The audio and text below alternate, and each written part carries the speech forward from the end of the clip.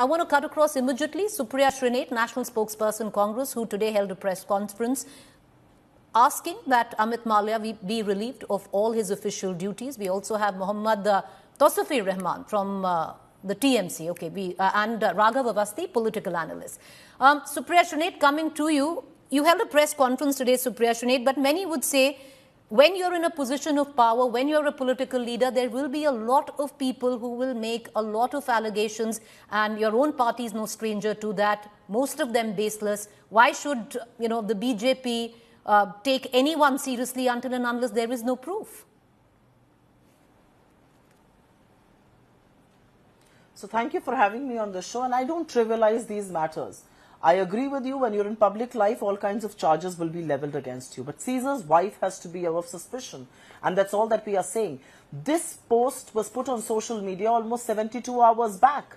We did not talk about it. We did not raise it. I did not speak about it on social media because I expected, as a member of the ruling party, somebody is going to come forward from the BJP, either deny it or take responsibility, ask for a probe. But nothing happened for 3 days. And the reality also is that this man is not backing off. He is a functionary of the RSS. He is closely associated with somebody who is very highly placed in the BJP in West Bengal. And let me also tell you, Preeti, with all due respect to everybody concerned here, the BJP is no stranger to sexual harassment complaints in West Bengal. Kailash Vijayvargiya, Pradeep Joshi, Jishnu Basu have not just faced sexual exploitation, but rape charges. And please remember, no less than M.R. Shah and Sanjeev Khanna bench of the Supreme Court of India has held up the probe order. So the reality is that one needs to find out. I mean, people, because you're in public life, you can't get away from being probed. And my only simple demand is, he's a very powerful man within the BJP. He's facing very serious allegations. This man is not backing off. He's refused to take his post down.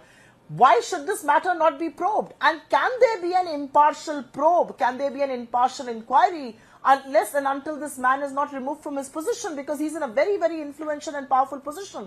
He heads the IT cell, which I also, of course, call the fake news factory of the BJP. I have one last point to make, and I think this is an important point that I would like to make here.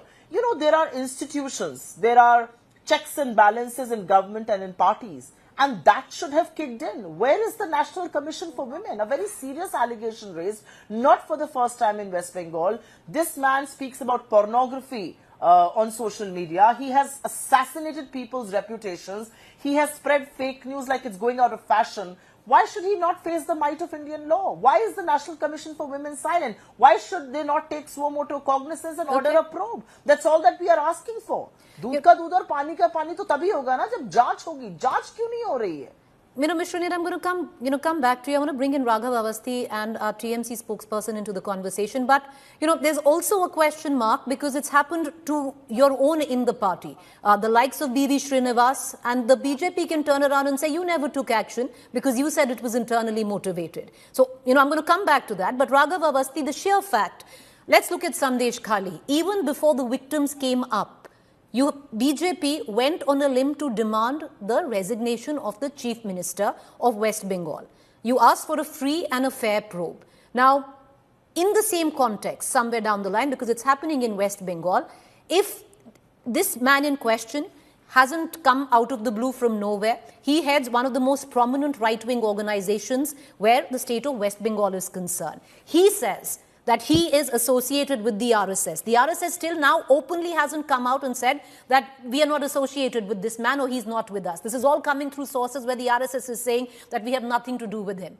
Till now, he hasn't taken down his Facebook post. These are grave allegations, Raghav Avasthi. At least in the spirit of being free and fair, shouldn't Amit Malviya, for the time being, step down from positions like being the IT cell chief and let the probe happen? He can always be reinstated. I think there is a qualitative difference between that one allegation that you spoke about, because that allegation, am I audible now? You are audible, sir. Go ahead. Hello? Yeah, so that allegation was actually made by the victim. In this case, there is absolutely no allegation that has been made by the victim. It seems to be some disgruntled former functionary or present functionary, but that doesn't even matter. So as long as the victims are not coming But forward. Raghav till then it Avasthi, is the hearsay. victims, if you remember, Let me in complete, let Sandesh, me complete. I just want to Let me correct complete. you. I just want to correct you, and I will give you as much time as you want to speak. I just want to correct you in the capacity that the victims in Sandesh Khali came in much later, possibly, when they had enough confidence to come out. It all started way Yes. before. You and I both know that. Yes. So let me complete my point. So as far as the truth of the allegations are concerned, if at all Mr. Malviya's defamation suit goes to court, then if at all there is no truth to these allegations, then an injunction would be granted in his favor, because that is the famous Bonner rule which has been affirmed by Justice Chandrachud recently in the Bloomberg judgment. And thirdly, and most importantly, West Bengal has a TMC government. So if at all the allegation has to be probed, then why is it that Mr. Malviya's association with the BJP, how is it a problem? The TMC should probe the allegation. And if the TMC-led government, the police which is under the control of the TMC can probe this allegation. And if at all it is found that Mr. Malviya is guilty,